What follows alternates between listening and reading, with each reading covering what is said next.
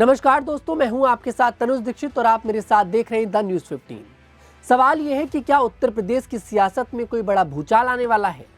दरअसल राजनीतिक गलियारों में चर्चा जोरों पर है कि उत्तर प्रदेश का मुख्यमंत्री बदला जा सकता है और आज उत्तर प्रदेश में कुछ ऐसा हो गया है जो अपने आप में एक बड़ी खबर बन चुकी है।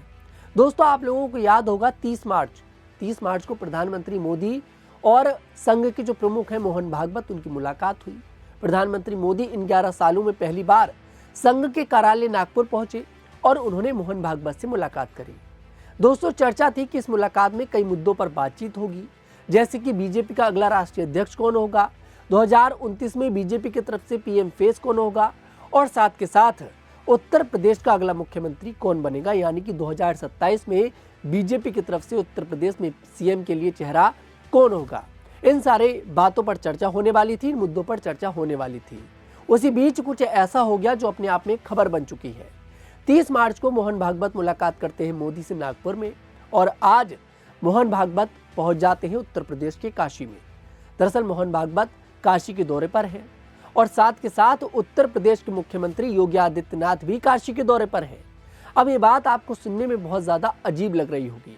अब आप देखिए, या तो इसे संयोग समझें या फिर पहले से एक प्री प्लान्ड मीटिंग समझें, मतलब कि गुप्त मीटिंग समझें। सूत्रों से मिली जानकारी के अनुसार खबर ये आ रही है कि योगी आदित्यनाथ और मोहन भागवत एक गुप्त मीटिंग कर सकते हैं।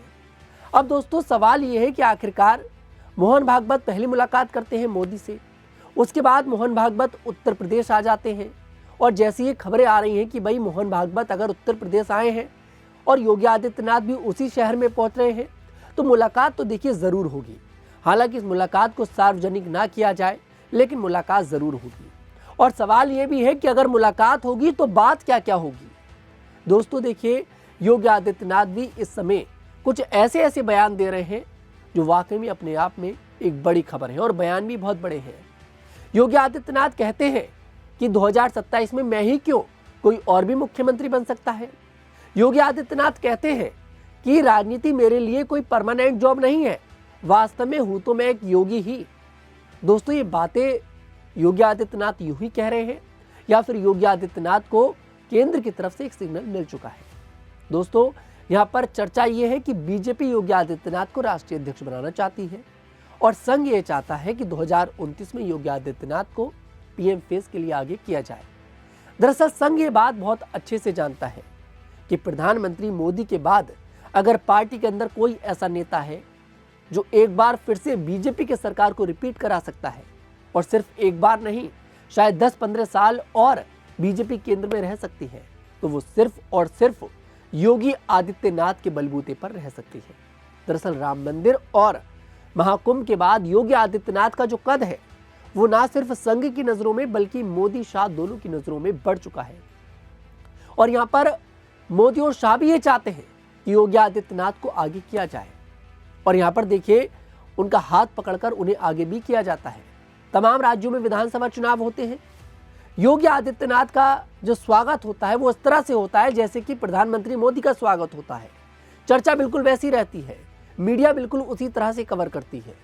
यूं समझो कि योगी आदित्यनाथ को आने वाले समय का प्रधानमंत्री जो है वो देश की जनता मान चुकी है और जो तमाम बड़े बड़े नेता हैं वो भी मान चुके हैं। सब लोग ये जानते हैं कि योगी आदित्यनाथ के नाम पर 2029 का चुनाव बीजेपी जरूर लड़ेगी और ऐसा बीजेपी ने नहीं करा तो इसका झटका बीजेपी को झेलना पड़ सकता है, जैसे कि लोकसभा चुनाव 2024 में हुआ भी। वैसे तो वाकई में बीजेपी ने एक इतिहास रचा, लेकिन बीजेपी की सीट कम हो गई। बीजेपी अपने दम पर बहुमत का आंकड़ा नहीं छू पाई। उसकी सबसे बड़ी वजह थी उत्तर प्रदेश, क्योंकि उत्तर प्रदेश में बीजेपी की जो सीटें थी वो कम हो गई। लेकिन इस बार राजनीति के चाणक्य कहे जाने वाले अमित शाह कोई भी रिस्क नहीं लेंगे और ये बात अमित शाह बहुत अच्छे से जानते हैं कि अगर 2029 का चुनाव जीतना है तो कुछ खेला जरूर करना पड़ेगा। दोस्तों, चर्चा ये भी है कि 75 वर्ष पूरे होने वाले हैं प्रधानमंत्री मोदी के, मतलब कि वो 75 साल के हो जाएंगे और बीजेपी का ये रूल है, आरएसएस का ये रूल है कि 75 वर्ष जैसे ही पूरे होंगे आप राजनीति नहीं कर सकते। अब चर्चा तो ये भी है कि प्रधानमंत्री मोदी भैया इस्तीफा दे सकते हैं अपने आधे कार्यकाल में, लेकिन ये थोड़ा सा नामुमकिन नजर आ रहा है क्योंकि अमित शाह इस बात को पहले ही क्लियर कर चुके हैं। भले ही दोस्तों देखिए उत्तर प्रदेश का मुख्यमंत्री अभी ना बदला जाए, लेकिन जब 2029 में योगी आदित्यनाथ को आगे किया जाएगा तब वाकई में उत्तर प्रदेश का मुख्यमंत्री बीजेपी को बदलना पड़ सकता है। लेकिन उससे पहले 2027 का विधानसभा चुनाव है और यहाँ पर बीजेपी उत्तर प्रदेश को लेकर कोई रिस्क नहीं लेना चाहती है। शायद यही कारण है कि राष्ट्रीय अध्यक्ष के नाम को लेकर देरी हो रही है, क्योंकि यहाँ पर ये रणनीति तो बना रहे हैं कि योगी आदित्यनाथ को केंद्र में लेकर आ जाएं, लेकिन योगी को यूपी से निकालने में रिस्क हो सकता है।